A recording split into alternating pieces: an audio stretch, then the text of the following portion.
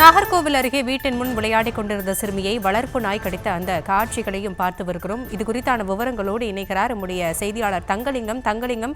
அந்த வளர்ப்பு நாயின் உரிமையாளர் யார், என்ன நடந்தது, முழு விவரங்கள். வணக்கம். கன்னியாகுமரி மாவட்டம் நாகர்கோவில் அருகே உள்ள தொல்லாவிளை பகுதியைச் சேர்ந்தவர் பிரவீன், இவரது மனைவி பிரதீபா. இந்த தம்பதியினருக்கு 2 குழந்தைகள் உள்ளனர். பிரவீன் வெளிநாட்டில் தங்கி வேலை பார்த்து வருகிறார். இவரது மனைவி வங்கி ஒன்றில் மேலாளராக அருகில் பணியாற்றி வருகிறார். இந்நிலையில் இவரது 10 வயது மகள் பிரமித்பா வீட்டின் முன் விளையாடி கொண்டிருந்தார். அப்போது எதிர் வீட்டைச் சேர்ந்த காட்பிரே என்பவரது வளர்ப்பு நாய் ஜெர்மன் ஷெப்பர்ட் 10 வயது சிறுமியை துரத்தி சரமாரியாக கடித்துள்ளது. சிறுமியின் அலறல் சத்தம் கேட்டு தாய் மற்றும் உறவினர்கள் ஓடி வந்து சிறுமியை மீட்டி ஆசாரிப்பள்ளம் அரசு மருத்துவக் கல்லூரி மருத்துவமனைக்கு சிகிச்சைக்காக கொண்டு சென்றனர். அங்கு சிறுமிக்கு சிகிச்சை அளிக்கப்பட்டு வருகிறது.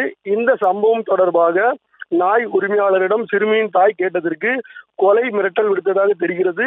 இந்த சம்பவம் குறித்து நேசமணி நகர் காவல் நிலையத்தில் பிரதீபா புகார் தெரிவித்தார்.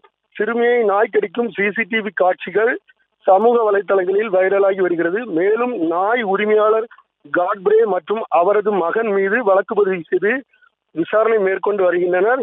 மேலும் இந்த மாதிரியான நாய்களை வெளியே அழைத்து வரக்கூடாது எனவும் போலீசார் எச்சரித்துள்ளனர். வளர்ப்பு நாய்களுக்கு லைசன்ஸ் கட்டாயம், எனவே லைசன்ஸ் உள்ளதா என்ற கோணத்திலும் போலீசார் விசாரணை நடத்தி வருகின்றனர். விவரங்களுக்கு நன்றி தங்கலிங்கம்.